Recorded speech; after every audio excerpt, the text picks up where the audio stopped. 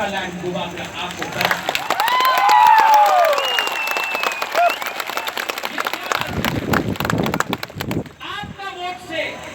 आपका वोट से ये लोग एमएलए बनता है, आपका वोट से ये लोग मंत्री बनता है।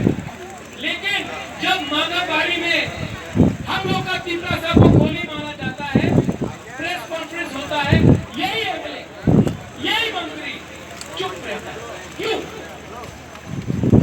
जब सीएए पास होता है, सिटीजनशिप अमेंडमेंट एक्ट पास होता है, तब पूरा त्रिपुरा में हम लोग आंदोलन कर रहा है।